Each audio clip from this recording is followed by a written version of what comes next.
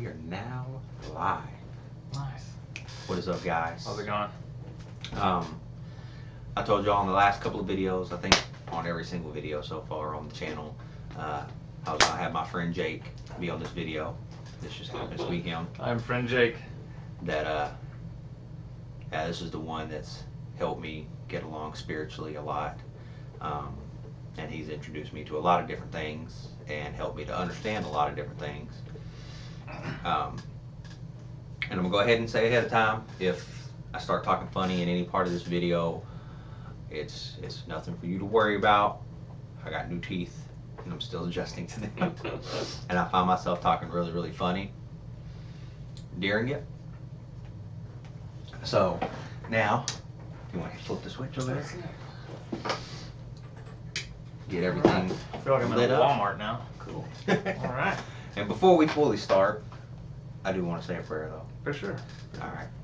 Dear Heavenly Father, we ask that during this video that you will speak through us and help your word to reach who it needs to reach. That it's not just us speaking the Bible, that it's your words that people hear and it's you that people hear and not us. And we pray that you can help us overcome any fear in this video and have no worries to talk about anything, that whatever we feel is on our heart and that you put on our heart, that we'll be able to say it and that we'll be able to say it with an understanding for anybody to hear. And we just pray that you'll please be present with us in this room and in this video so that people can feel you, Father, see you, hear you, whatever that is needed to bring people to you, Father. We pray that you will please be present for it. And in Jesus' name we pray. Amen. Amen. Amen. All right. So, do I need to be like super loud or no? Everybody can hear me? Can you hear me? I All think right. they can hear you. Let's see. Let's see if they can hear you talk. Okay. Okay, say something. Hey, how's it going?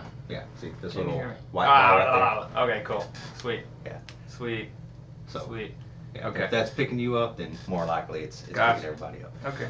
So today we are going to talk about things that are proof that the end of time is coming, and also ways to help prove that the Bible itself is real for anybody that has been wondering or anybody that's questioning a lot of things. That I felt this really big on my heart that I wanted to do this video with Jake, that we could help anybody who's struggling like I've struggled. I can't tell you how many times I text this dude and it'd be at the randomest times, just like, dude, I just read something, I don't understand it. And so I wanted to do this video to help everybody, to where if you have questions, you can come here, you can ask, you can check the video, you can go and look it up yourself. We'll have Bible verses to reference. And I mean, this is stuff you can go look up on Google and see for yourself if you don't believe us. But we're just here to help spread his message and show you guys that you really need to turn your life to Jesus before it's too late, because once it's time, and there's no going back. Yeah. Cody actually touched on a good point too. One of the things that brought me back to the faith, because I always believed, but I never like fully immersed myself in the Bible or anything like that, because I didn't feel like it was relevant. I felt like, how do I relate to these Jewish people that lived thousands of years ago? Really, what does it have to do with me?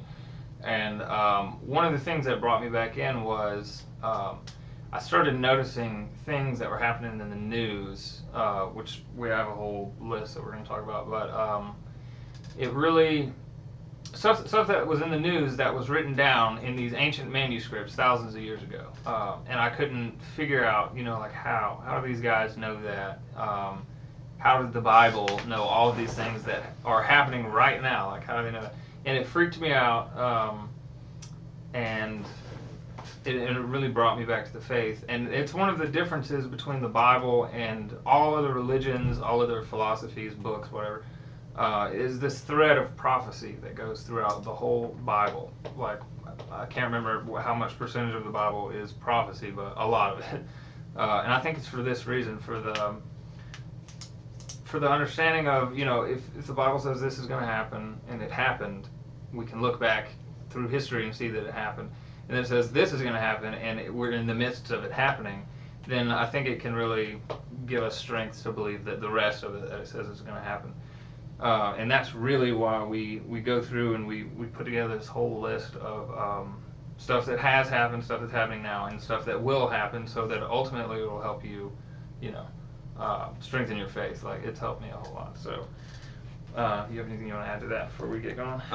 Yeah, before we get going, one of the things that is happening and has been spoken about in the Bible is, like with the Gatlinburg fire last year, where the Bible verse was found, and from Joel chapter 1, 15, 19, 20, and Joel chapter 2, 1, where it was talking about the fire and everything. I just wanted to take a second to say that, if y'all can, pray for the people over in California, because there's I don't know if y'all seen it or not, but there is an actual fire going on over there right now that is 75 square miles. And I got to try to figure it out, but I want to actually break that down. That's a lot. How much is 75 square miles in feet? That's a lot. Okay, well, I'll do it like this. Okay. What was that? You were talking about the Bible verse that was found? That was in the fire last year? The Bible verse found last year at Gatlinburg, Tennessee. It says Joel 1:15. These were verses that where you could read every bit of it, apparently. Yeah. It's like, the day of the Lord is near, the day when destruction comes from the Almighty. How terrible that day will be. Joel chapter 1:19. To you, Lord, I call, for the fire has devoured the pastures in the wilderness, and flames have burned up all the trees of the field. Joel 1:20. Even the beasts of the field pant for you, because the water brooks are dried up, and the fire has devoured the pasture of the wilderness. And at the very bottom, barely visible, is Joel 2:1. Blow ye trumpet in Zion, and sound an alarm in the holy mountain. Let all the inhabitants of the land tremble, for the day of the Lord cometh, for it is nigh at hand. Yeah. And to think about that, in the midst of a fire where everything is burning. I'm talking about, they said it was like, I think 1,000 or a little bit more acres just burned, man. And talking about trees, houses, all of this is just being demolished and destroyed. And through all of the ashes, okay, ashes look just like paper. Through all of that, somebody just happened to find that one thing. And of all things in the Bible that could have been left over, it was that. Yeah. There's a lot of stories like that, actually. Like, one, I'd have to look it up again, but it was talking about when 9/11 happened, and I can't remember which one of the towers fell, or which one of the towers this was found in, but a Bible verse was like somehow stuck in like the little structure that was left, and the verse that was in there was talking about towers falling. It was just like, man, that's crazy. Like, in the midst of the wreckage, all of that, like, and that verse was found. There's a lot of that. But like with that saying, the fields will be burned up. Let it sink in. I couldn't pull it up on my phone, but let it sink in. 75 square miles. In feet, take the little wooden rulers that everybody knows about, that we got beat with in school, slapped on the wrist with.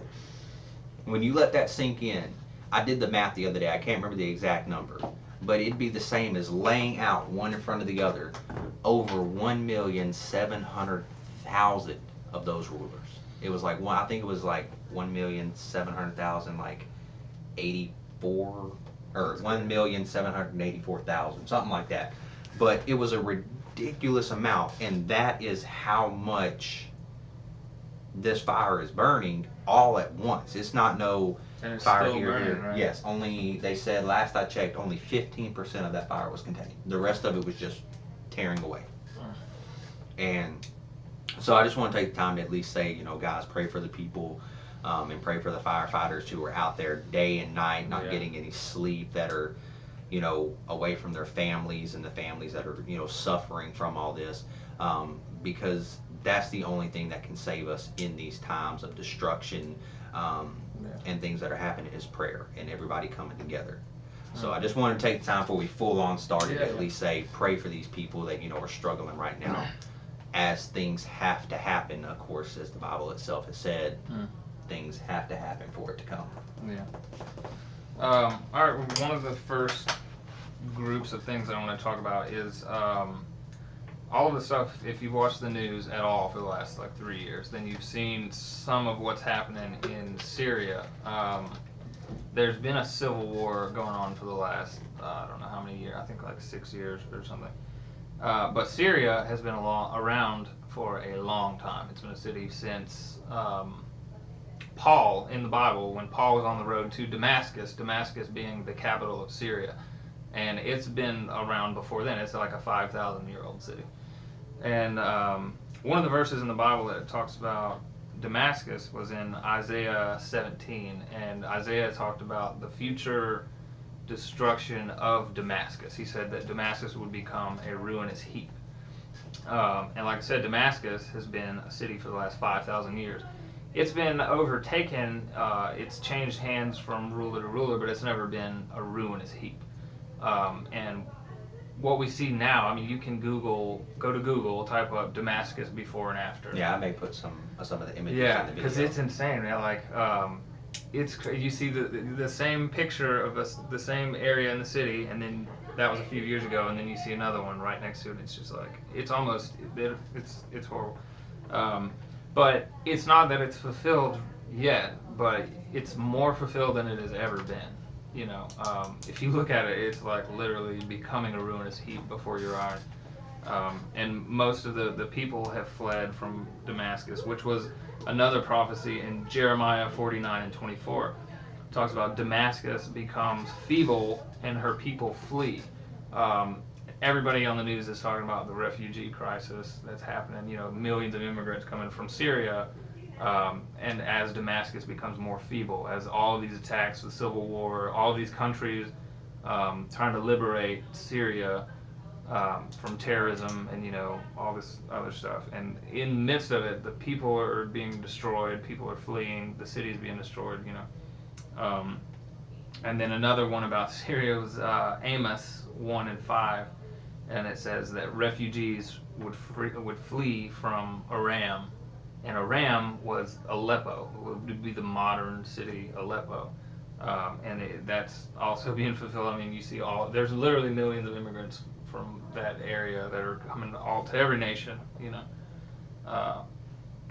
And that was crazy to me. That was one of the first things that I saw that kind of brought me back around to, and I was just like, man, like, this never happened, but here's just 3 points, and there's more. This is just what I could write down about the Bible saying, you know, this is all going to happen, and then we see that it's happening. So that was one of the, you know, the things that kind of was just like, man, I can't really explain that. Let's see. Do you have anything you want to add to that before we get to the next one? No, Okay. we'll go to the next one. Okay. The next one is more about the earth. And you have to put yourself in the time frame that Isaiah wrote this. Isaiah lived around, I think it was like 750 BC. So modern science, what we know now, that's just like simplistic, basic, everybody knows. Isaiah and them, they didn't really know this. One of the instances was Isaiah 40 and 22. He talks about the circle of the earth. And we can think back now, you know, we can think and say, well, yeah, you know, the earth is a circle, the earth is a sphere, whatever. But in the year 750 BC, that wasn't very, you know, nobody really talked about that. In fact, science didn't agree on the earth being round until 2,200 years after that, when we got into space, you know, and they were like, okay, yeah, earth is round, you know. People had talked about the idea in like the Greek culture after that, because they assumed, you know, they looked at the moon and they were like, well, the moon is round, you know, so like maybe the earth is round. But, you know, Isaiah predated the Greek culture, and it's, yeah. So that one, to me, was just like, that's kind of crazy that he knew that. And we know that he lived in that time period from what he wrote about, the kings in that time period, the stuff that was going on in the land in that time period. And then, you know, we still have ancient manuscripts, which date back to at least 200 and something BC, so we can get a rough estimate of that. Another one that he talked about was a more current one. In Isaiah 24 and 20, he talks about the poles of the earth. would wobble to and fro. He, in his own words, he says the Earth will reel to and fro like a drunkard. And I don't know if we can put the picture up in this video. Or I can look it up, yeah. But you can see NASA in 2015, they posted an article about the poles of the Earth, the magnetic pole of the Earth, like, was wobbling. As of 2015, it started, usually it would, make it circle, and as of 2015, it started being weird and just wobbling. You'll see in the picture. It goes from, like, relatively perfect circles to, crazy, like, all over the place. And that was another fulfillment of Isaiah, that the poles of the earth would wobble to and fro. I just thought that was crazy. Let's see. There's one in Hosea 4:3 where he talks about mass animals dying off, and like the birds of the air, the fish in the ocean, and stuff like that. And I think it was CBS did an article about it. I can't remember when. I think maybe it was 2015. And they were talking about this phenomenon that keeps happening. Back before I was like a serious Christian, I remember watching the news and seeing, can't remember where it was, but like thousands of birds just died out of nowhere, and scientists had no idea what was going on. And I remember looking at that and just being like, that's crazy. You know what I mean? Like, something's going on. And it scared me, I was just like, and I didn't even know that was a biblical fulfillment. But CBS in 2015 put an article out about this, saying that there's been over, I think it was like 2,000 different species, different populations of animals that they're having mass mortality events where they're all just, being wiped out, and science is like, they have no idea what's going on. I thought those three, like, I know those are kind of Earth related. Yeah, and then another Earth related one. I don't know if you would know the exact verse in the Bible where it talks about, but it talks about how water will turn to blood. Yeah. And then we've had several rivers and stuff turn, and everybody, science is like, oh, it's this special algae. It turns the water red. Blood. There's nothing to worry about, nothing to freak out about. It's no big deal. Even though it's still a fulfillment of it. I mean, people get so literal with the Bible sometimes. They're just like, no, it has to turn to blood. But it's just like, when they said, in Revelations it talks about the moon will turn to blood. Of course, the person writing that didn't think the moon was going to turn to actual blood. You know what I mean? Yeah. So they try to write it off as like it's not a fulfillment, but it definitely is. If water turns red, like blood red, then yeah. Another, couple things that I found. In Job 26:7, it talks about how the earth free floats in space. And if you think in all technicality, until we actually moved into space, we would have never known that we free float in space. Right. Yeah. And Job is one of the oldest books that we have, like the oldest manuscripts that we've ever found. So, yeah, that definitely predates any modern area, of thinking. Yeah. Then you've got another one I found, Leviticus 17:11. It talks about how blood is the source of life.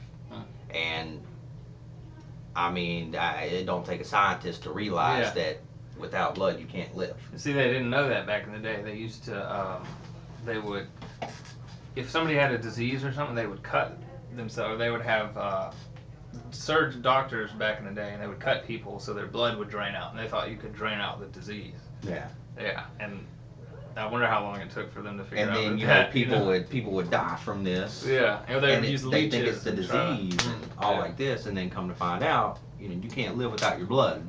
Yeah. Number one, Genesis 3:15. Women possess the seed of life. Without a woman, you can't have a baby. I mean, science can't argue with that. There's nothing that can argue. And Genesis is the first book of the Bible, the creation of the world. Yeah. In Genesis 1:14, even before the creation of woman, it talks about how the time of year, month, day, everything can be determined through lights of the moon and the sun. That tells you the seasons, and that's how people determined time back then, was the shadows of the earth, the moon, and all like this. There's a cool thing behind it. The word that God used when He said, "Let the sun and the moon be for what was the word? Times and for seasons," or something like that. The Hebrew word that was used was moedim, which literally means appointed times. So if you can imagine that, like these different seasons we go through, especially if you ever read about the biblical feast, and like the feast days and stuff like that. It's essentially God appointing these days to be fulfilled, sometime in the future. It's really cool. I don't think we have enough time to get into how in depth like all of that is. I mean, I'm pretty sure we can make several other videos. Yeah. Because I mean, I want to do this a lot. Dude, yeah. Another thing, which is something I'm still trying to learn, because I never even knew this, but in Job 28:25, it talks about how air has weight. Mm. And I mean, of course, you have gravity, which, I mean, I guess technically that is air. Yeah. I mean, I don't know. I'm not super science smart. I'm not either. But I'm sure there's something to it. And then in Ecclesiastes 1:6, it talks about how air has a cycle, which of course we know how the air flows, and different seasons cause different flowing of air. Actually, I think there was an experiment that somebody did not too long ago where it was a vacuum sealed room, and they sucked all of the air out of it, and they dropped a bowling ball and a feather, I think it was a feather, at the same time.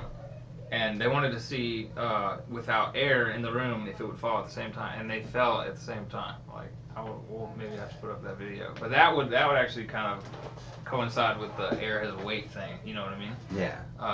Which was what I was saying about the whole gravity. If there's nothing there to give any type of push or pull, yeah. I mean, it's just gonna. I mean, honestly, I would be surprised if it even fell to the ground. I mean, it wouldn't surprise me if that stuff just kind of floated in the air. Just also in Job 38:16, there's a lot of Job. Trust me, that man had a lot of stuff revealed to him. But it's that there are hot water vents at the bottom of the deep sea.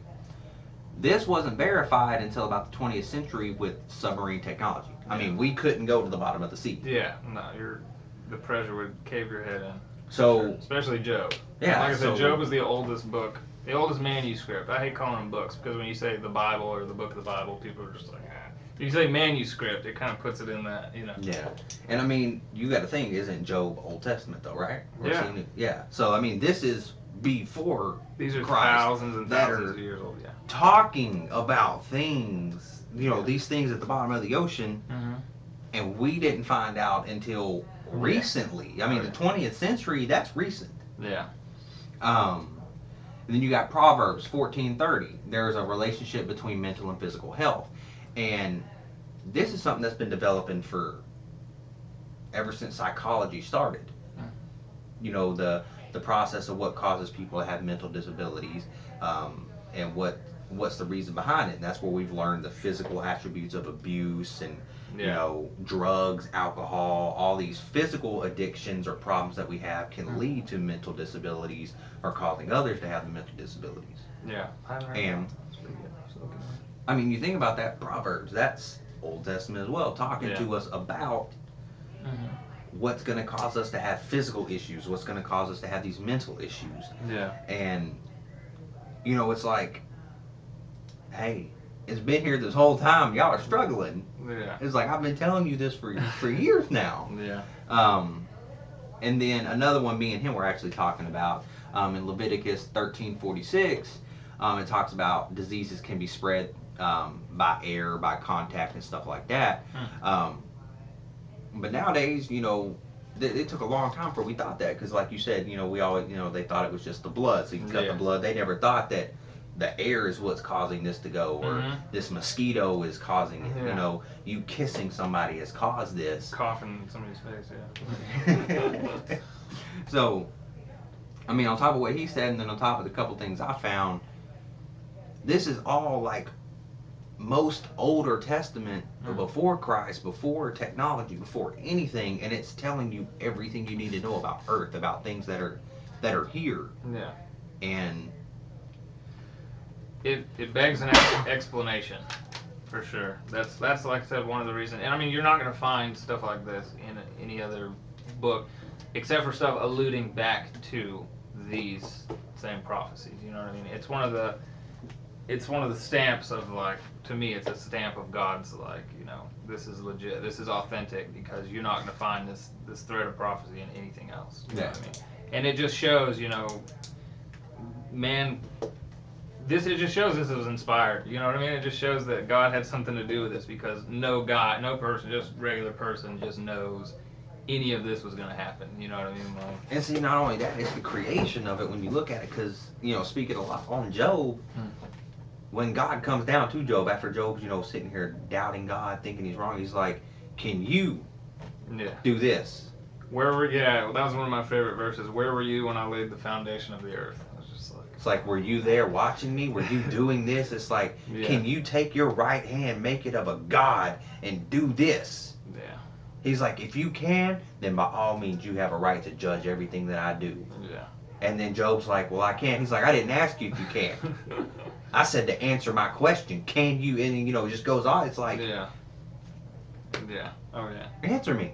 It's like, come on. You wanted to judge me. You wanted to tell me. But my level of thinking is on a whole universal. Yeah. Your level of thinking is minuscule. It's a grain of sand compared to my ocean of thought processes. Yeah.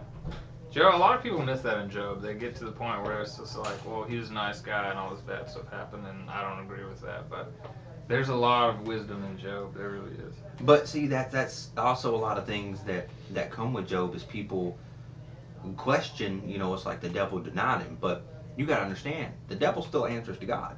And it talks about in Job how Satan was in the congregation that God was having with his angels. So it was in this courtroom. They're all just talking. They're, you know, figuring things out. And Satan comes in. And he's like, what are you doing here? What do you want? Yeah. And it's like, well, this guy only worships you because you only give him good things. It's like, you are not allowed to hurt him, but take it away. Yeah. Take away his Notice the riches. boundaries God set. Yeah. He's like, you are not allowed to hurt this man. Touch one hair on his head, and that's it. Yeah. I can't remember who said it. It was a quote from is either C.S. Lewis or Sturgeon. I can't remember. Or Spurgeon. I can't remember. Anyways, but he said, the dog of hell whimpers at the name that makes him lie down. I was just like, dang, that's powerful. And see, you know, that's where that comes in, and a lot of people misunderstand it. It's like, it's not God making him suffer. It's trials and tribulations to test his faith. It's like, he will not deny me. He will not turn away from me, no matter what you try to do to him. And that's where it comes in, all the trials and tribulations of our life. Yeah. It's not God I think hurting us. Yeah, Job was kind of like set forth as like the most extreme example that we would ever face. You know, each person individually, as far as God didn't want us to think. See, Job's mindset was, you know, if you do good, then good things are going to happen. That's why his friends, when they were talking to him, were like, you know, you must have done something really bad for all of this bad stuff to be happening, because that was kind of the general mindset of that era.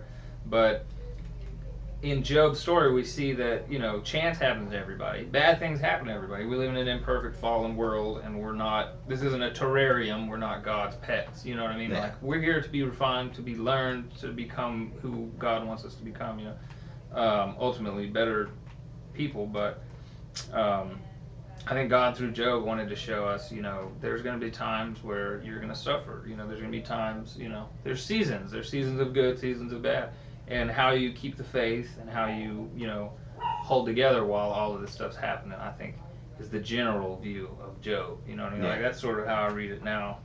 And, I mean, you know, with all of this, I feel like Job is the most earth-related text, because it talks about so many things. It's like, when God comes down to him, it's like, can you do this with the animals? Yeah. Are you here watching as this happens and helping the animal to stand back up? Can you do this and this and this? And, you know, it gives in more detail things about the earth, and it talks to us. It's like, look, you're going to go through this. Yeah. Just because you don't understand it doesn't mean anything. It fixes our perspective, I think, from being more about just us. Modern humanity, I think, is very centric on ourselves. You know what I mean? Like everybody thinks like this life and every circumstance and all this just is around me and it's about me and how can I do this? You know what I mean? And Especially Job, nowadays. yeah. Right Oh now. yeah. Especially with Facebook and all kinds of social media, and it's like, what are you doing? You know what I mean? It's like, Yeah. what about you? Like, I want to know what you're doing. What kind Especially, of coffee are you know, you drinking? The worst part about it is nowadays is that it's who can sin the biggest. Yeah. Oh yeah. Yeah. But like I said, I think it fixes the perspective and shows there's a lot more going on. Like in Job, he mentions like something about like feeding the animals and stuff that nobody even sees. You know what I mean? Yeah. Like another thing from Job that I just remembered. He was talking about the seas or the flowing water underneath the land and underneath the rivers or something. I can't remember. We'll have to find that verse, but that's another good one that people didn't know about until not too long ago. Like the water that flows under the land and stuff like. Um, Into the under caverns of the earth, where Yeah. there's holes and everything, and it's you wouldn't think anything about it. Yeah. But yeah. I guess you want to get back to this. Yeah, we'll go back to we'll continue now. We got super deep. That was a into lot what on Earth Job, is. straight up. Job's good though. Job's good. Let's see. There's one more. There's a few more Old Testament ones that I wanted to talk about, and then we'll talk about some New Testament stuff. The Bible is a Middle Eastern book, and so that's why most of the prophetic stuff focuses on that era, like that area. Sorry. So Israel was a big part of that of the Bible. I mean, we don't have enough time to get into why, I guess, but let's see. So there's a lot of stuff in there about Israel, but Israel, I'm kind of lost for a second. Israel will be okay. In Ezekiel 34 and 13, it talks about the Jews would return to Israel after it was destroyed. And the temple and all of that was destroyed in, I think it was like 70 AD. And Jesus talked about the temple would be destroyed. And Ezekiel, it talks about it would be destroyed, but they would return to it as like a, return to their homeland or whatever. And that was fulfilled. I can't remember how many years after that. I think 1948 was when Israel was reestablished, which was a big prophecy there. Let's see, another one. Amos 9:14-15. Israel will be a nation for a third time. That's the same fulfillment of when 1948, when Israel became a land again.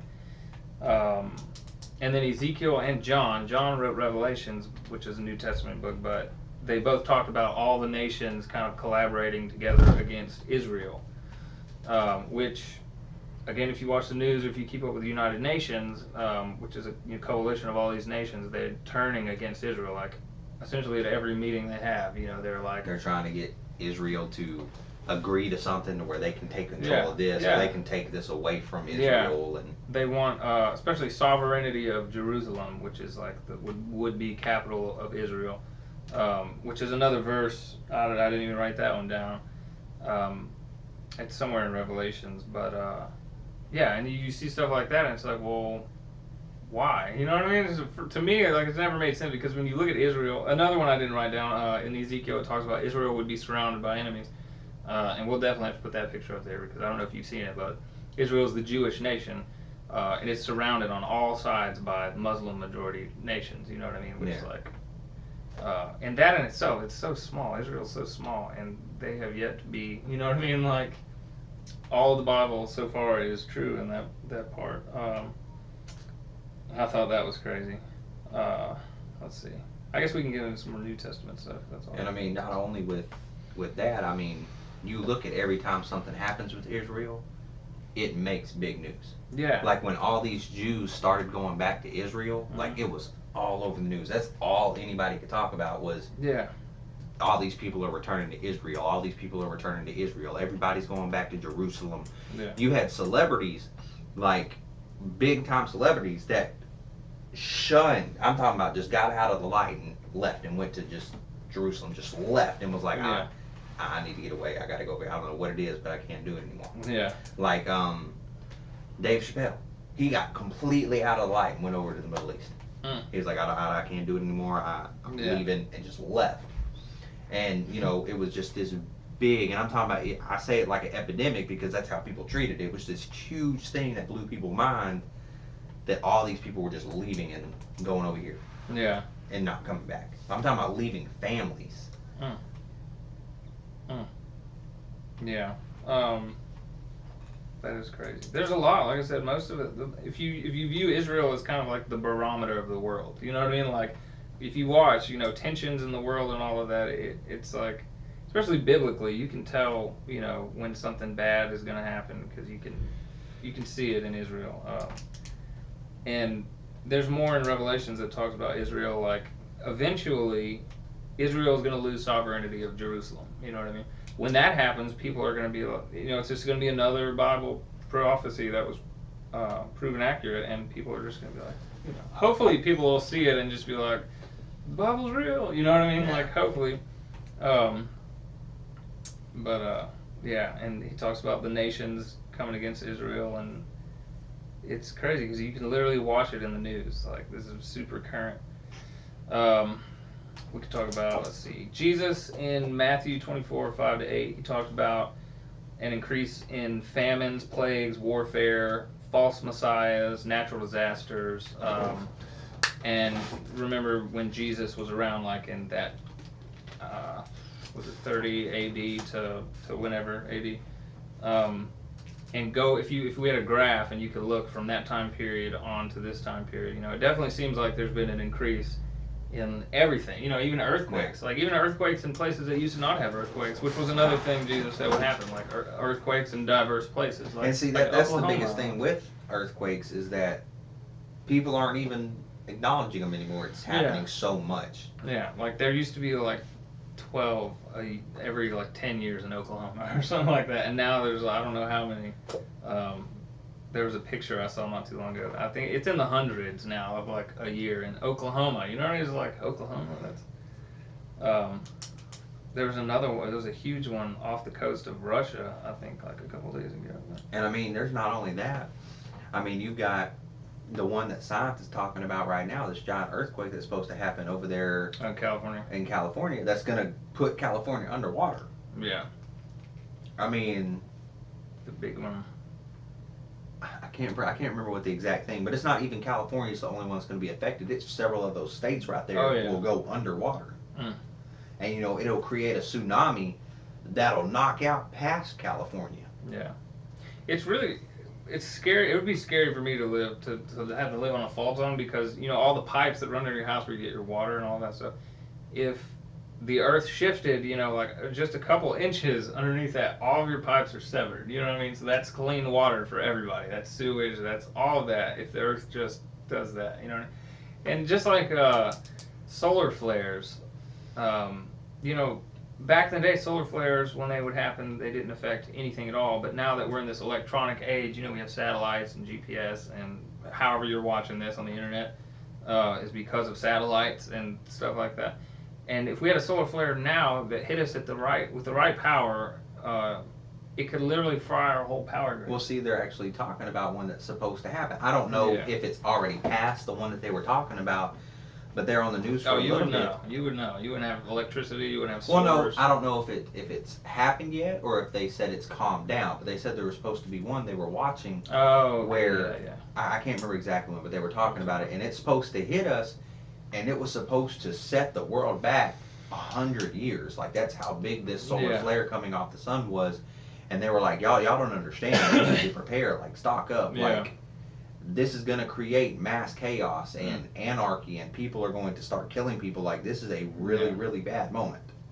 And it's crazy to me that, like, the pride of mankind, like, we keep thinking we don't need God and we don't need any of this, and we think we're this all-powerful, growing civilization, but stuff like that, like the earth, just natural things, could destroy us so easily. You know what I mean? Like, the earth shift a little bit and you have no clean water. You know what I mean? Like, that would set us back a lot. If we lost electricity, how many people don't know how to hunt and fish? You know what I mean? And like, I don't, and then how many people like rely on the government to supply them food already, and once those institutions are shut out, you're just going to have chaos. You know what I mean? And so, like, the more that we think we're getting all advanced and all that, we're actually growing towards ultimately our demise. The sun, which has been there for a long time, could literally wipe us out at this point. Yeah, and I mean, also on top of the Matthew 24 that we were just talking about with natural disasters. Mhm. Look at all the flooding that's happening right now. Like Yeah. the increase of floods and people just being overwhelmed. And of course, like I said at the beginning of the video, natural disaster, the fires that Yeah. there's more and more fires that are getting out of control and that are popping up and getting Yeah. to where it's. I mean, there's mailboxes and trash cans that are melting Yeah. because it is so hot. And Mm. it's, I heard actually on Caleb the other day with the news people, they were talking about its record. This is the second hottest summer to ever happen. Yeah. Like And record we keep highs. having those. And whatever the cause is going to be, people can say it's global warming, people can say whatever it is. It doesn't matter because Jesus, you know what I mean? He said that this stuff would happen. So regardless of the mechanism, how it would be fulfilled, it is being fulfilled. You know what I mean? Like, that to me is just like. And see, that's where so many people fall short. They want an explanation. It's like your explanation is right here. Yeah. But you're looking to science to explain. It's like, oh, it's just something like this. Yeah. Well, even if it is that, yeah. it's still being fulfilled one way or the other. These people predicted that, this. So it's like science is catching up with the Bible, and it's just. I'm gonna get in trouble for saying that. What? Science is catching up with the Bible. I always get so much stuff for saying that, but that's how it seems to me. You know what I mean? Like everything that we've covered today, if you can't grasp that these people lived thousands of years ago and didn't have Google, you know what I mean? Now it's nothing to us. We can just I have a question, boom, I have an answer. These people were, they rode horses. You know what I mean? Like they wore sandals because that was it. You know what I mean? Like they didn't have refrigerators. And they still knew all of this stuff that's happening right now. And again, like you don't find any of this in any other. It's really what keeps me rooted in the Christian faith. And yeah, let's see. You got anything else for that? I mean, just off that one right there. I mean, the plagues. I mean, granted, we haven't really had a lot, but as time has passed from then, I mean, Spanish flu, swine flu. Yeah, the Black Plague. I mean, you got all of these that are slowly popping up. I mean, like you were telling me before we started the video, how science created a thing to kill off mosquitoes that ended up causing people not to be able to have children. Yeah. And this is something every time you go have sex or anything, well, you're spreading it more. You're spreading it. We're creating plagues. We're creating diseases. Yeah. I mean, they have a cure for HIV. They have a cure for AIDS. They have a cure for all this, but it's spreading. And it's still spreading. Every year we find a brand new disease. Yeah. And it's insane. Yeah. I mean, and then, like it says, warfare. Oh, yeah. I mean, you look at, now you got, I think it was Obama right before he got out of office. He made a deal with somebody over in Iran, yeah. Yeah, it's like, I will allow you to start making this if you let us have oil. So now, on top of our warfare growing, China's warfare growing, this warfare growing, North Korea, now all these Japan, people are steady just building up nuclear war, creating all these different things for war, where at any moment, and that's what people are missing, at any moment stuff could pop off. Yeah, that's what you're talking about. Iran, every year they have a day where not all of the citizens, but a majority of the citizens will go out in the street and they'll chant "Death to America" and "Death to Israel," and they'll burn the American flag and the Israeli flag, which is another fulfillment that I didn't write down. But I believe it was in Ezekiel where it talks about the enemies of Israel will come together and they will say, "Come, let us wipe Israel off the face of the earth." And there was the leader of Iran, Ayatollah Khomeini, or whatever, however you say that dude's name, a while back, was talking about yes, if we have the power to do it, we are going to wipe Israel off the map to where Israel's name will not be remembered anymore. And it is kind of like a direct quote from the Bible. Sometimes I think, do you people, are y'all doing this on purpose, or like, yeah, man, I wish I wrote that one down. I'll have to find it. Oh, we will. And then, I mean, I feel like that's part of the revelations as well, the false messiahs. Yeah. Oh, yeah. Because, I mean, the biggest one for me, like I've told you several times in text where we've talked about it, I feel like the biggest false messiah nowadays is the Pope itself. That's another video. Yeah, that's a video we could sit here for a couple hours just talking Literally, about. I just did a study on Daniel the other day and how his visions and dreams like pointed to Babylon, and that's another video. Like, Yeah, straight up. we'll save that one for another day. Yeah. Something about the false messiahs though if we've had a lot of people since Jesus that claim to be God or claim to be, whatever. So that is a fulfillment in itself. But nowadays when we hear that, we always like, we're just like, that guy thinks he's God, ha ha ha. You know what I mean? Like, we're just like, nah, we don't really. But it makes me wonder, like, why would Jesus specifically? He pointed on that a lot, the false messiahs thing. Why would he do that? Because he would have known, we would eventually just disregard anybody that says they're God. It makes me wonder if there's going to be some beings or whatever that would portray themselves to be God that we would actually believe. You know what I mean? It makes me wonder. And see, that's where it goes back. One of the things I did want to talk about with Genesis, where it talks about aliens. Yeah. Which, granted, that's another video. Yeah. We can sit here for a while talking about the aliens, but just understand that in Genesis, the long story, to make it short before we get off topic. Yeah. Genesis 6 talked about the sons of God coming down and mixing or mating with the women, the daughters of man, and their children, their offspring they were called the Nephilim, which were like men of power, superheroes, giants, pretty much. They were, stuff like that. Giant, like Goliath. Goliath was a Nephilim, So clearly we see right there that something's going on. You know what I mean? If you take it as a literal, the reading, people come down from the sky, mix, interbreed, whatever, with people, and then have genetically crazy, whatever beings, then it kind of, we can imagine that alien scenario, and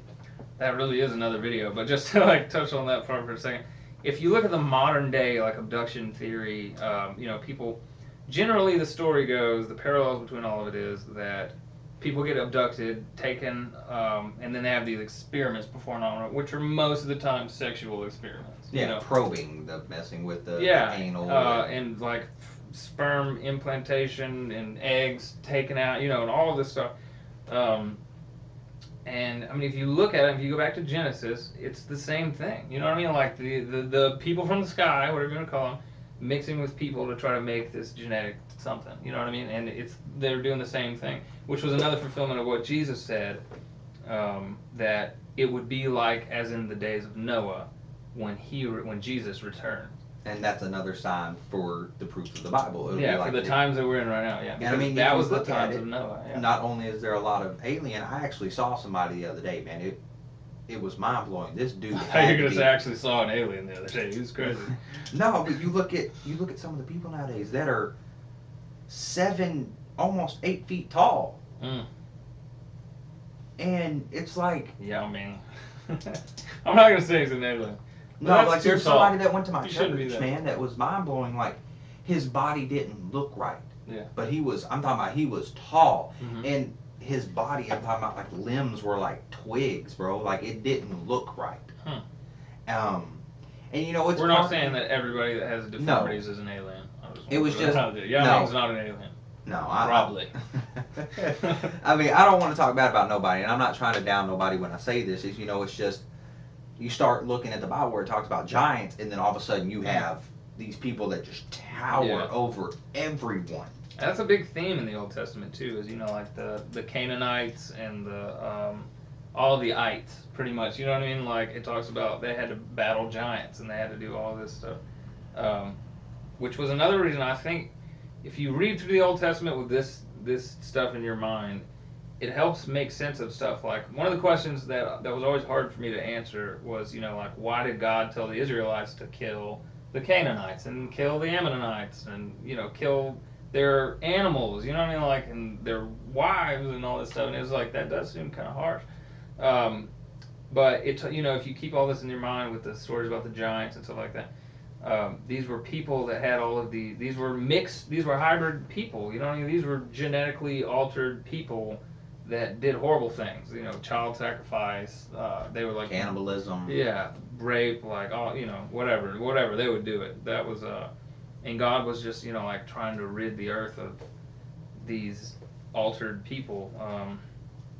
Which Yeah. led to the Which was inevitable like flood. Well, yeah, with Noah, and that was sort of like God restoring the pure bloodline back to Adam, which was Noah and his family, which was why they were allowed to live. Um, Another video. Yeah, I'm telling you, man, we can be we here for a talked while about with that that for one. 2 days. Yeah. Let's see. Another one that Jesus said, Matthew 24:14, the gospel will reach all nations. And now, like I said, in this, we have missions all over the place. We have churches at like every corner and all that. So it's like not a big deal for us to read that. But back in the day, Christianity started with a handful of people that were brutally persecuted from the beginning. You know what I mean? Martyred. Yeah, like. I mean, the followers of Jesus were tortured and killed in some of the worst ways Yeah, back then. and it didn't stop. When Nero, the I don't know if you'd call him the emperor or whatever, the Caesar, when Rome burnt down, he blamed it on Christians, and persecution of Christianity from even from then just like escalated and all over the place. To this day, Christianity is the most persecuted religion. I mean, yeah, you look at ISIS over here chopping. Yeah. They could be chopping American heads off. Just American. No, they're choosing to chop off Christian heads. Yeah. They make it a point to be like, your Christianity, we're la la la la la la. Yeah. They're. And to be fair, and they're killing everybody. You know what I mean? Like they are. They're killing Muslims. But the ones they killing... publicize, the ones that they put the video shooting over, it's like, yeah, it's always the ones that hit the news or make it on the internet really, really big. Is they killed these Christians. Yeah. Oh yeah, I mean it's obvious they're just over here slaughtering whoever they can slaughter, but they like to publicize the fact that they're killing Christians. Yeah. But which, I mean, they hate America and most. Yeah. What they understand, most America is Western Christian. society. Yeah. But back to that, like that's sort of in the midst of all this persecution, this handful of people has reached the whole nation, or not all of the nations. You know what I mean? Like has reached the whole corners of the earth. Like I mean, it don't matter what language you speak or where you're from. You can get a Bible. Yeah. So that was another big thing. Let me see if I have any more of those. I think that's it for that. Now we can get into Revelation stuff. Everything that we talked about was stuff that has been fulfilled or is being fulfilled right now, or at least set up to be fulfilled. The Revelation stuff, I'll just talk. Okay, so Revelations 8:10 through 11. It says the star falls from the sky. It hits the waters and turns the water bitter. Whoever drinks the water, it kills them. And John, who wrote this, he was a fisherman in like the year 90 AD is when they think that he wrote this. But if you look at science nowadays, we know that comets that fly through the sky, when they hit the water, some comets produce cyanogen gas, which when it mixes with the water at like 5 parts per million or something, you drink the water, it smells like odor. The odor is like a bitter almondy taste or smell, and when you drink the water, it'll kill you. So you can look at that as saying John knew, back thousands of years ago, 1,800 years ago, whenever it was, that comets or whatever was going to fall from the sky, hit the water, turn the water bitter, and kill people. And it took scientists 1,800 years to catch up with what John wrote. You know what I mean? That's profound to me. I don't have a way of explaining that. And we can't say that people changed his manuscripts to say that after we figured it out or whatever, because his manuscript, we have hundreds of them that date back, so far. So close to when he wrote it. Let's see another one. Revelations 11, John talks about, and I'm paraphrasing on these Revelations ones. I didn't write down specifically what it says. Revelations 11, he says, 2 men would lay dead in the street, talking about the 2 witnesses, and that their bodies would be seen for 3 days by everybody all over the whole world. Like all the nations would celebrate, send each other gifts and all that because these 2 guys were dead. And they wouldn't let their bodies be buried, for those 3 days. And I mean, if you think about the biggest thing on that, the biggest trend nowadays is going live. Yeah, like right now, if everybody is live on Facebook, live on Instagram, live on Twitter, live on YouTube, Twitch, yeah. live on YouTube. Um, I mean, it's all about being live, showing Yeah. people what you're doing right now, and that Yeah. is the biggest thing. The trend right now is going live. Yeah, it is. And I mean, like, to put yourself in John's shoes in the year 90 AD. You know what I mean? Like, cars weren't a thing, planes weren't a thing, TVs weren't a thing, microwaves weren't a thing. You know what I mean? Like, none of those were things. You know, these guys are living in stone houses. Yeah. I mean, you can't even close the window properly. I mean, your air's getting in. If it's cold, Yeah. you just better cover up. Yeah. And they had no technology for any of that. So John predicted, live streaming, TV, whatever you want to call it, the internet, like, there's got to be a way for these two dudes to be dead and everybody around the world to see these two dudes. You know what I mean? So you can call that whatever you want. Again, that's just, to me, it's astounding. And this fisherman who had, you know what I mean? Like, just. I mean, I don't know what it is, but this just popped in my head, saying this. If it gets prophesized, Iran, like we were talking about before, wanting to wipe out Jerusalem. Or Israel as a whole. Yeah, Israel as a whole. What if there's a possibility? This is just speculation that just came into my head while we were talking about this before we leave, or before we go on to the next thing. They want to wipe Israel off. Yeah. And what if the last two men are the ones that they celebrate over? If they're able to wipe Israel off the map, and they had two men that was left, and they were running or something, and the enemies of Israel, once they destroy Israel, it's time to celebrate, right? All these people would come together. We destroyed our enemy. True. I don't know. I'd have to look that up. I do know that it talks about on the third day, or the 3.5 days or whatever after they died, they get resurrected and lifted up in the sky, and then like everybody sees them and freaks out. You know what I mean? Could you imagine, like, again, like, if this event is being live streamed, everybody on the whole, all over the world is watching it, and they're sending gifts to each other, and they're like, yeah, it's like Christmas to all these people, and then these people come back to life. And then that right there is like, if you watch that, you're just like, oh no, they're back. You know what I mean? It's like, oh no. And then they get lifted up into the sky, and there's a giant earthquake in the city. A third of the city gets destroyed, and I think it says so many people start believing in God and believing in the message these two guys were preaching. And if you think about it, that is something you could see happen in Revelations, because say they killed off all of God's people, Israel. What would be a better time than for things to happen? Yeah. The end of times are here. You've destroyed my people. It is time for me to strike back. Boom. Yeah, that makes a lot of sense.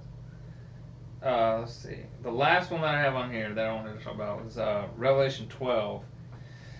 John gives, in his own words, a great sign appeared in the heavens. And we know when John, through reading all of Revelations, when he talks about the heavens, there's the heavens, the sky, the stars, and he gives this astronomical alignment of stars, planets, and they form figures,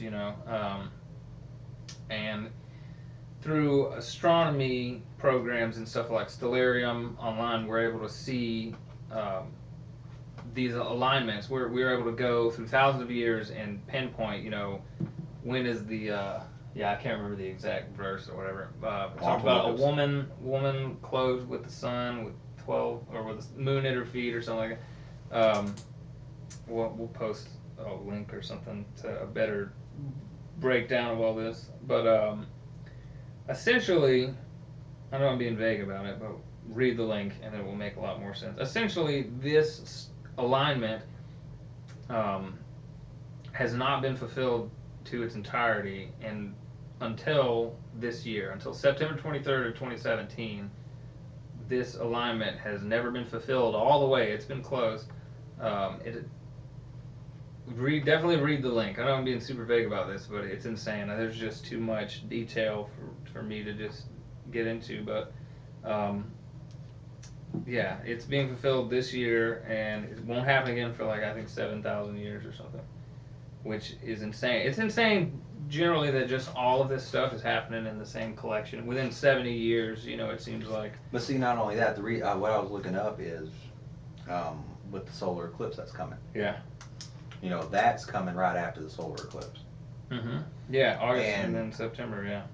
And you said the last time that we had, I mean, there's been solar eclipses, but they've lasted like 5 minutes, 6 minutes, you know, something that just shot through quickly.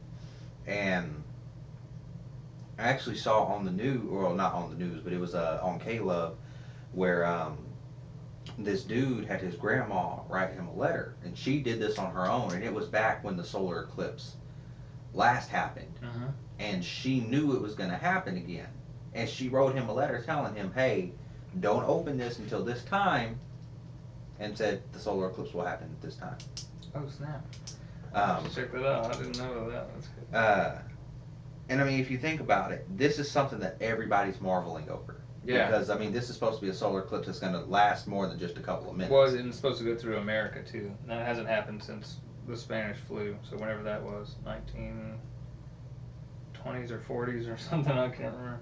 So think about that. The last time an eclipse happened, a third of the population of the planet died. But, you know, we're not going to say, you know.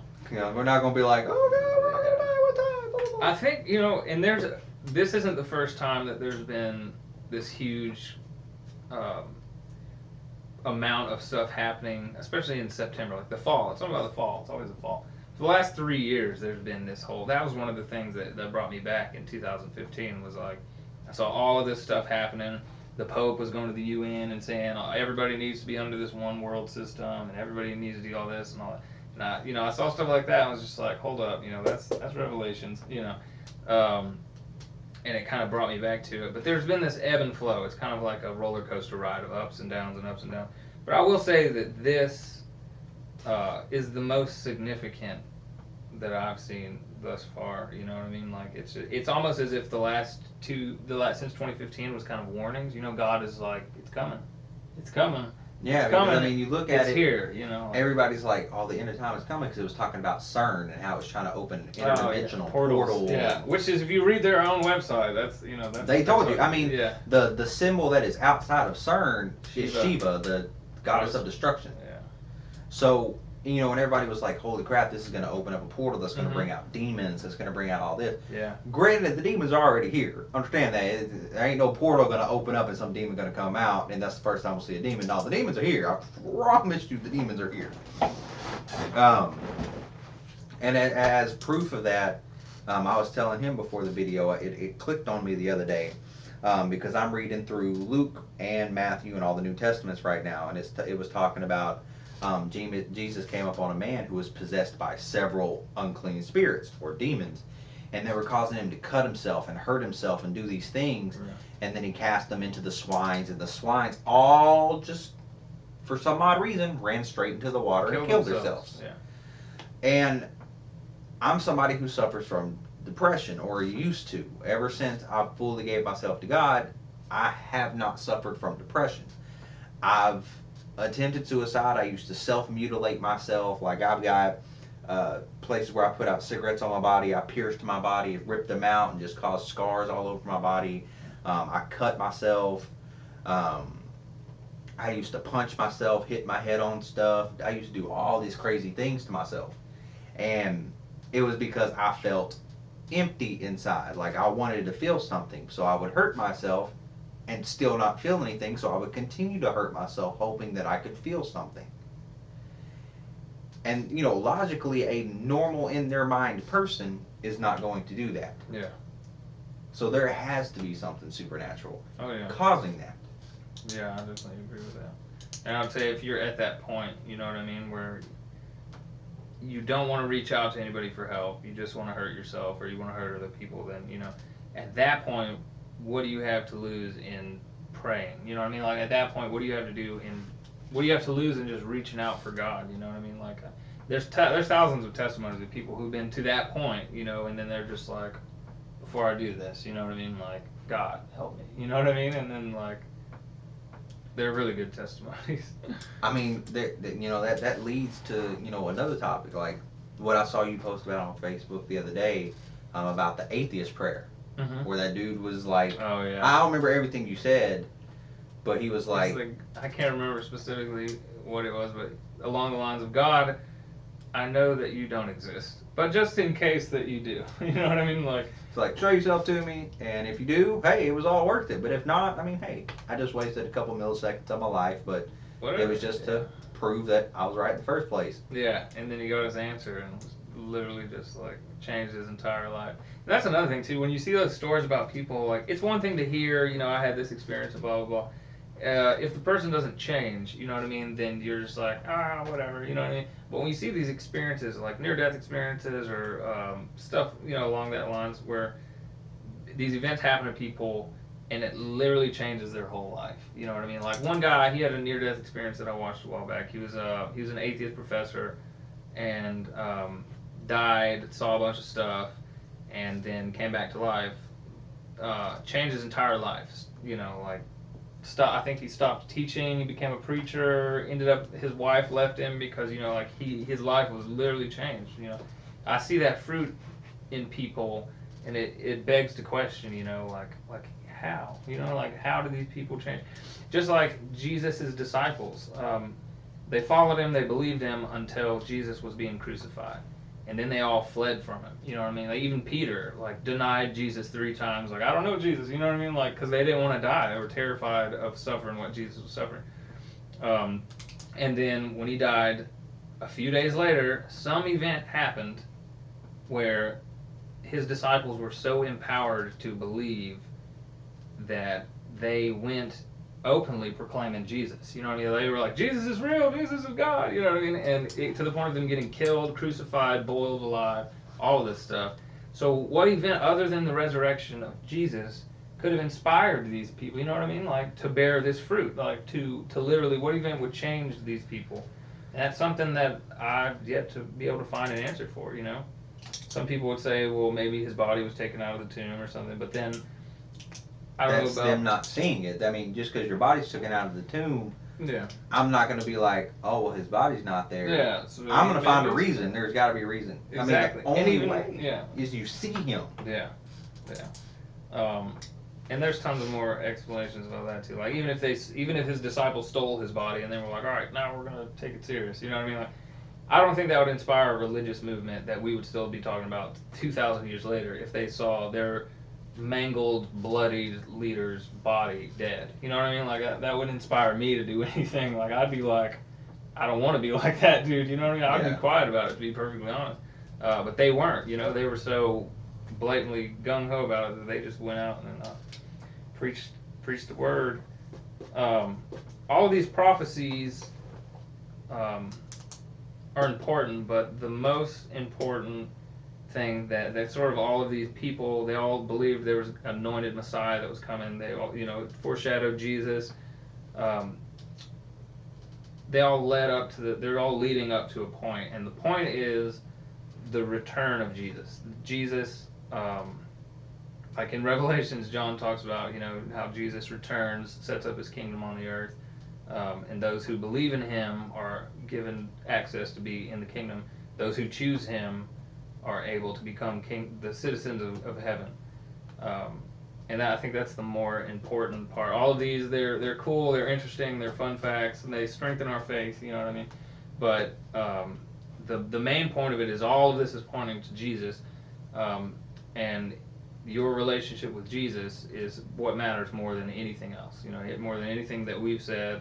And it doesn't matter about your relationship with church or even how much you read the Bible. It matters you and Jesus. Do you talk to Jesus? You know what I mean? Like, are you trying to live right for Jesus? Because, you know, logically we can look at this and say this was fulfilled. This is being fulfilled. The return of Jesus is going to be fulfilled. You know what I mean? So, so hopefully that's if you take anything from the video, let it be that. And you know, another thing when it comes to understanding that it's the whole relationship with Jesus. A lot of people think when they have to have this relationship with Jesus, they instantly have to start being these people that go out and help and do all this other stuff. You know, I don't I don't know if Jesus wants you to start right away, because like with me, I've slowly gotten to the point that I've started doing things.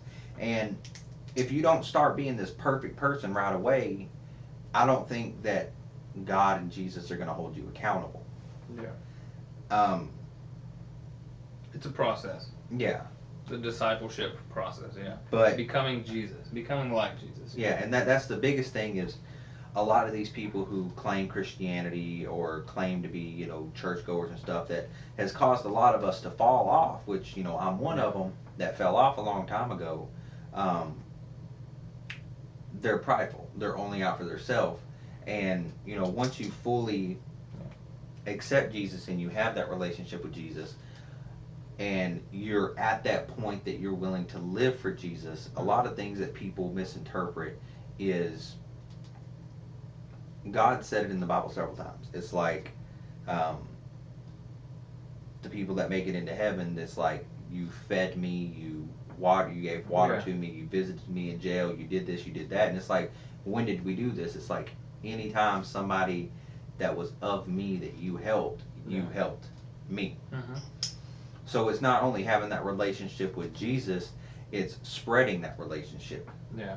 It's living for Jesus. It's that relationship with Jesus is the biggest thing. Yeah. Because if you don't know Jesus, I mean, you can read the Bible and be like, I know who Jesus is, but there's more to it than just knowing who he is. It's like walking with him, yeah. And then once you hit that point of knowing him, it's the point of going further and showing him, that you want to live for him, that you want to do things for him. Because you can just be like, oh, I worship Jesus, pray, do all this, but if you never help anybody, you never try to understand the word, you never do anything, then you're just walking a blind path. Yeah. So the biggest thing is getting to know Jesus and feeling comfortable. And trust me, you'll know when you know Jesus. I've learned that you'll know when you know him.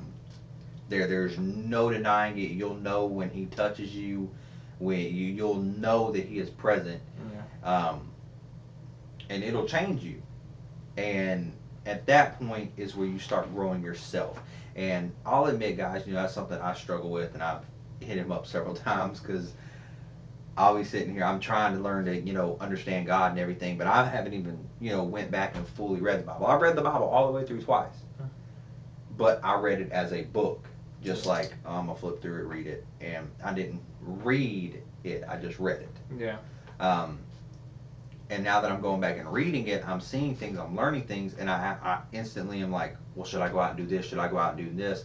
And should I do this? And I'm trying to do so many things at once instead of trying to take the time to strengthen my faith, because I'll see these things in the Bible where it's like, you need to do this, you need to do this.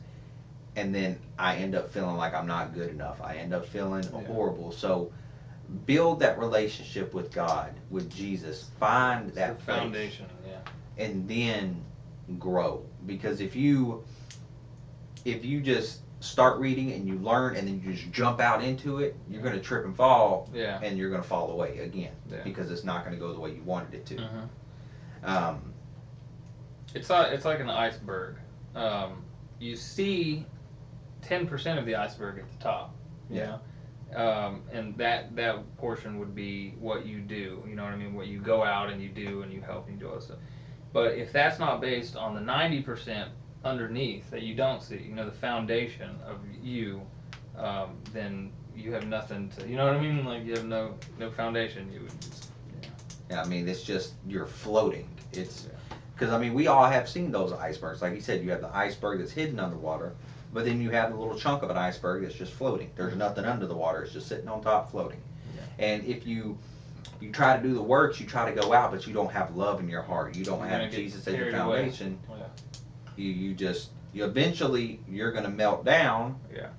And it's all of that's going to be for nothing. So it's best to build that foundation like a tree. A tree can't go without its roots. Mm-hmm. You can't preach the word of God. You can't do things for God without him as your foundation, as your root. Your house won't stand. Just like in the Bible, I forgot exactly which parables. One. Where he's talking about the one I just recently read, where the sower went out and sowed, and you have the seeds that fell near the water, and the crows came down and picked it up. The one that fell on the stone, the one that fell in the thorns. The one that fell near the water, the crows and everything came down, swooped it up. That's the people who's heard the word. Yeah. but the devil swoops in before it can stick. Or the people that hear the word, then they get stuck with no foundation and they fall off. Or the people that fall in thorns, they hear the word, they understand the word, they know the word, but then the ways of the world drag them in and it suffocates the word out of them. Yeah. So until you have that good, a fertile foundation to grow in, to build yourself up, there's no reason to rush anything. Yeah. I mean, and that's where I feel a lot of the struggles that come with people falling off is they feel they're supposed to make this huge change over time. And they're like, well, if I don't make this huge change over time, then God's not going to love me. No, if you're doing everything that you can to live for God, like you're trying. Yeah, intentionally, yeah. God sees that, and He's like, you are giving it everything that you have. Yeah. You know, God knows we're going to slip. We're going to fall. We're going to. Oh, yeah. I do all the time. I can't tell you how many times I look at my bank account and I'm like, oh my God, I don't know how I'm going to pay this bill. Yeah. And it's all about first building yourself up with Him as your foundation. And I mean, I really feel like if anything comes from the video, that's what it should be, is build your relationship with God first. And grow in Him. Yeah, I think that's pretty good. I don't know. I think that's it for me. I don't know if you got anything else. But yeah, we definitely want to continue doing these videos and preaching His word, because I feel like this is the best way for me, because I can show my growth as I learn, and help people grow with me, so that way when they ask questions, be like, this is something I'm learning too. We can continue to conversate. So I definitely want to continue doing these videos, show y'all what we've learned, what we've developed and grown with. So hopefully y'all enjoyed, and hopefully y'all can go back and find these verses, read them. I'll try to get all the pictures up that we need to get up for this stuff, and hopefully we can grow and do some great things and help spread His word to you guys. If you have any questions or anything, just leave them in the comment section or whatever. And we'll try to answer all those. Because I know I have a lot of, we all have questions, you know what I mean? So, I'll definitely help y'all out, and then it'll help me help explain them and stuff too. So. Yeah, because, I mean, there's been several things where until I explained it to somebody, I don't understand it. Yeah. Like, there's times where I'll say stuff and I don't even know where it come from. Yeah. So there's a quote, I can't remember who said it, but he said that if you can't teach your subject to a child, then you can't teach it. You know what I mean? You can't teach it well. So, yeah. So this is definitely going to be a fun thing, getting to spread His word. So like he said, if y'all have any questions, or if y'all just want to talk about how much you love God, shoot down in the comments, because I mean it's going to be so much fun reading and talking to you guys and building ourselves and helping to build y'all and build Jesus throughout the people. Yeah. So biggest thing before we let go, a lot of people may watch this and not understand it, but you can give your life to Christ right now. And when I say that, it's called sinner's prayer. But the biggest thing before anybody makes that sinner's prayer, you have to understand what you're doing. Don't say the sinner's prayer. I'm gonna talk to y'all about it. Don't say the sinner's prayer and have no idea what sin is. Yeah. Because that'd be the same as me getting on to my son, being like, "Don't steal," and he don't even understand what stealing is. Yeah. And he's like, "I promise I won't steal anymore, Daddy." And then goes to steal something. You don't have a comprehension of what is going on. So sit down and understand what sin is. And you can definitely give your life to Jesus right now. And it doesn't matter where you are, what you're doing. You can be at work watching this. You can be on a plane. You can be on a train, a boat, wherever you got to be. Total Dr. Seuss there for a second. Train, boat, plane. But you just got to close your eyes and pray and talk to God and just be like, Father, I know that I'm a sinner. I acknowledge that I do wrong, that I'm not perfect, and I can't change without you. And I ask that you move into my life and that you change me. I want to live for you and do your will. And just whatever comes onto your heart during that prayer. I can't say what the exact prayer is. Yeah. My prayer was different. My son's prayer was different. And I helped him with that prayer. But it's the basis of you surrendering to God and just Yes. saying, I need help. You know I what mean, the one I've seen that's done really good is Clayton Jennings. If you want to go check out his channel, he does it at the end of all of his videos. Does the center prayer with people. But it's surrendering and telling God that you can't do it by yourself. Yeah. Because there's nothing in this world that we can do by ourselves. Without God, there's nothing possible. Nothing is possible without the one who says impossible is possible. So today, doesn't matter where you are, it doesn't matter what you're in, what you're going through, it does not matter. There is not a specific time that you have to do it. Yeah. If you have to get up, ask your boss to go take a break to the bathroom real quick, go sit in a stall, and you don't have to scream it out loud. And that's what so many people misunderstand is you can say it in your heart just quietly and just feel him there. Just get away for a moment in a quiet place to where you and God can be alone and surrender. Yeah. And like I said, pointing out all this stuff, hopefully it'll give you some confidence, that the rest of the Bible is going to come true too. You know what I mean? And it's good to feel that peace as the world gets more crazy, and there's going to be wars, there's going to be violence, there's going to be all of this stuff. And God will give you peace to make it through that. You know what I mean? God will be your peace while everybody else is running around. If your relationship with Jesus will get you through that. So hopefully this will reach whoever it needs to, even if the only thing that somebody even hears throughout this whole video is the very end right here where we're talking to you normal. Yeah. I pray that it does reach who it needs to reach and it helps who it needs to help. And even if it's just one person that's able to give his life to God and fully see the truth behind all this, that's what I pray for. And we hope y'all have an awesome day. God bless, and we love y'all. All right. Peace.